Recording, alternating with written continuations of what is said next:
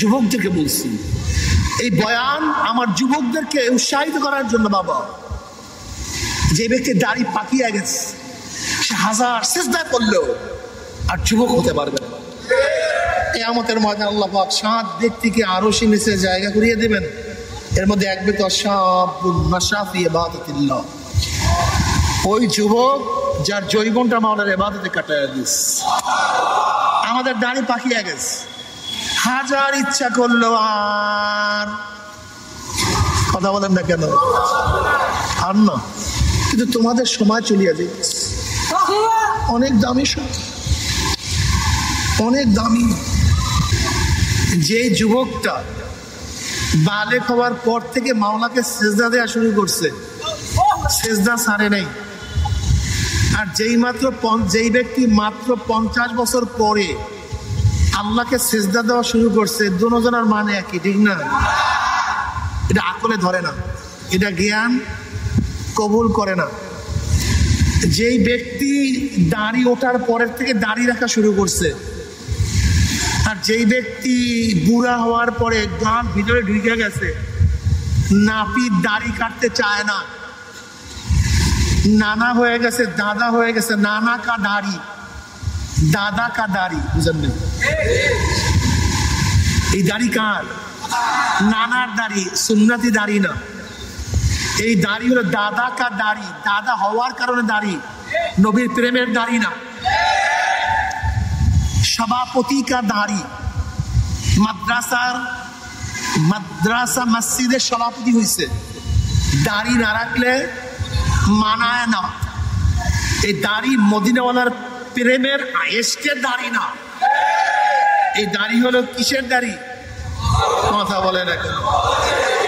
আর যেই বাচ্চাটা, যেই যুবকটা সে জুয়ান বয়সে নবীর প্রেমে পড়িয়া দাড়ি রাখছে, আর যে সভাপতি হওয়ার পরে দাড়ি রাখছে, দুই দাড়ির মানে এক, ঠিক না? একই জান্নাত, ঠিক? যেই ব্যক্তি 50 বছর আগের থেকে টুপির অ্যাকাউন্টের নেকে ভইরা ফেলাইছে, বুঝাইতে পারিনি। অ্যাকাউন্ট বুঝেন তো, বিভিন্ন ধরনের অ্যাকাউন্ট খুলে না ব্যাংকে, ঠিক কেউ নেকের অ্যাকাউন্ট খুলছে, টুপির একটা নেকের অ্যাকাউন্ট, দাড়ির একটা নেকের অ্যাকাউন্ট, এই যে সুন্নতে জামার একটা নেকের অ্যাকাউন্ট, নামাজের রোজার যত নেক করেন, নেকের অ্যাকাউন্ট কয় বছর আগে খুলছে? জোরে বলেন। 50 বছর আগে, আর আপনি খুলছেন মাত্র 50 বছর পরে টুপি মাথায় দেওয়া শুরু করছে।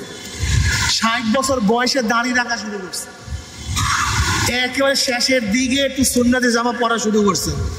এখন বলেন তো, যে জুয়ান যুবকটা তার যৌবনটা মাওলার ইবাদতে কাটায় দিছে, আর আপনি মাত্র শুরু করছেন, একই কোয়ালিটি, একই জান্নাত না? এটা বিবেকে বলে না, এটা আকল তাসলিম করে না।